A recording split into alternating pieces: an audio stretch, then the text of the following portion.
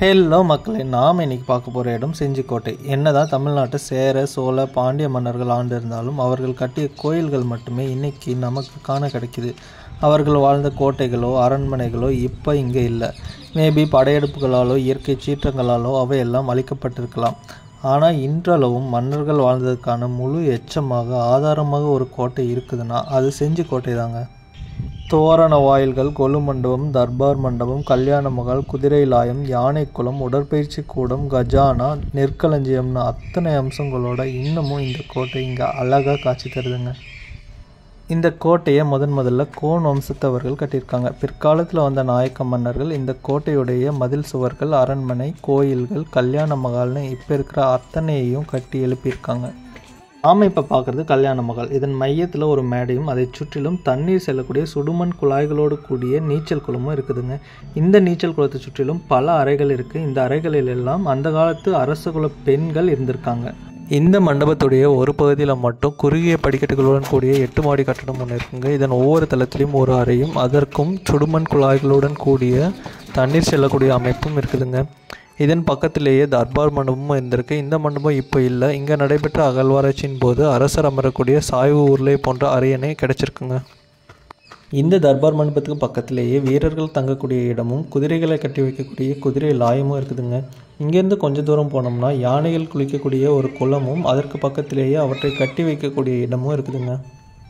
அதற்கு பக்கத்திலேயே பிரம்மாண்ட அறைகளுடன் கூடிய நெற்களஞ்சியம் இருக்குதுங்க. அதற்கு அடுத்ததாக வீரர்கள் உடற்பயிற்சி செய்யக்கூடிய உடற்பயிற்சி கூடம் மிகவும் பிரம்மாண்டதாக இருக்குது. அதற்கு அடுத்ததாக வெடிமருந்துகள் சேகரிக்கக்கூடிய வெடிமருந்து கூடமும் இருக்குதுங்க. இதெல்லாம் பார்த்துட்டு அப்படியே மேல்கோட்டைக்கு போகலாம். மேல்கோட்டைக்கு போகிறதுக்கு கிட்டத்தட்ட 1000க்கும் மேற்பட்ட படிகளையும் சில இடத்துல சமதள பாதைகளையும் தாண்டி போகணும். இந்த பாதையை இந்த கோட்டைக்கு ஒரு பாதுகாப்பு அரண் போல் இருக்குதுங்க. ஒருவேளை எதிரிகள் இந்த பாதையை பயன்படுத்தி மேலே வர முயற்சி பண்ணால் மேலிருந்து தாக்கக்கூடிய அளவில் இந்த பாதையை வடிவமைக்கப்பட்டிருக்குங்க.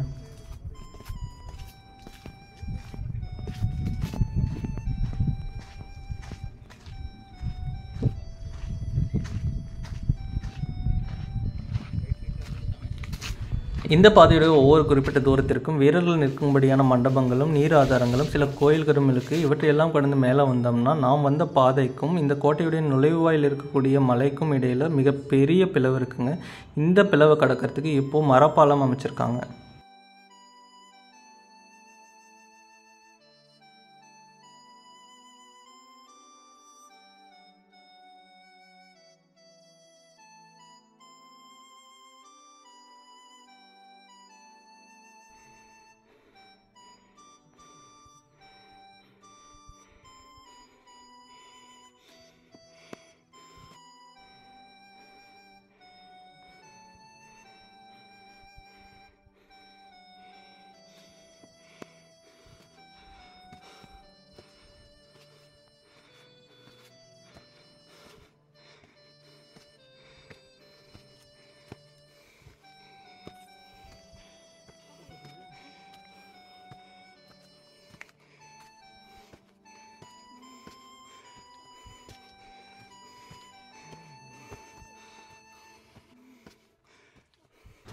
மன்னர்கள் காலத்தில் இந்த மரப்பாலம் ஒரு தூக்கு பாலமாக இருந்திருக்கு. ஒருவேளை எதிரிகள் அனைத்து பாதுகாப்பு வளையங்களையும் தாண்டி மேலே வந்துட்டால் கோட்டையின் உட்புறத்தில் உள்ள வீரர்களால் இந்த மரப்பாலம் தூக்கப்படும். பின்னர் எதிரிகள் சற்றும் யோசிப்பதற்குள் உட்புறத்தில் உள்ள வீரர்கள் அவர்களை தாக்கி அழிப்பார்கள்.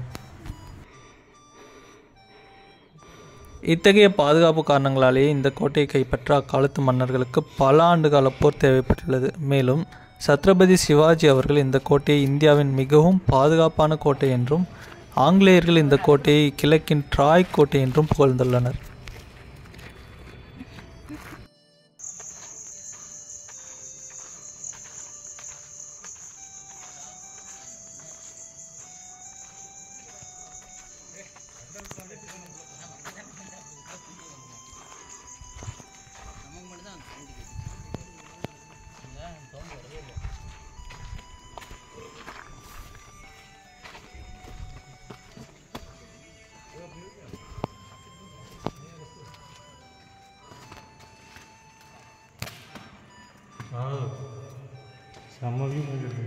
மேல்கோட்டையில் மிகவும் பிரம்மாண்டமான தானிய களஞ்சியம், பல அறைகள், மன்னரின் கஜானா, பெருமாள் கோயில், போர் மணி எழுப்பக்கூடிய மணிக்கூண்டு இதெல்லாம் இருக்குங்க.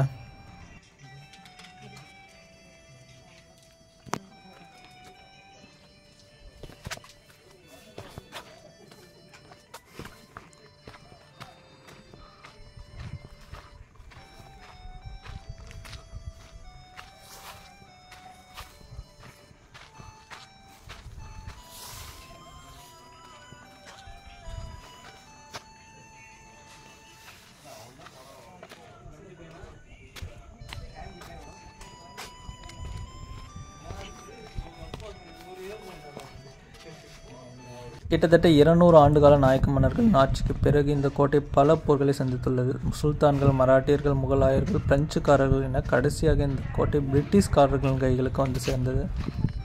ரோம் நகரத்திற்கு இணையாக கருதப்பட்ட இந்த செஞ்சி மாநகரம் தொடர்ச்சியான போர்களாலும் சூறையாடல்களாலும் அதன் வளங்களை எல்லாம் இழந்து இன்று நம் கண்முன் சிறு நகரமாக போர்களினால் ஏற்பட்ட வடுக்களுடனும் அதன் வீரர்களின்றி வெறுமையை சுமந்து கொண்டும் வரலாற்றையும் பழமையையும் தேடி வரும் நமக்காக அதே பிரம்மாண்டத்தோடு காத்திருக்கிறது. தயவு செய்து இந்த காணொலியை உங்கள் நண்பர்களுக்கும் பகிருங்கள். ஏனென்றால் நேற்றைய தலைமுறையின் வரலாற்றை இன்று நாம் பகிர்ந்தால் மட்டுமே அதை நம்மால் அடுத்த தலைமுறைக்கு எடுத்துச் செல்ல முடியும்.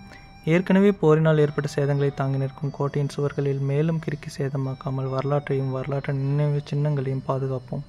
நன்றி. மீண்டும் சந்திப்போம்.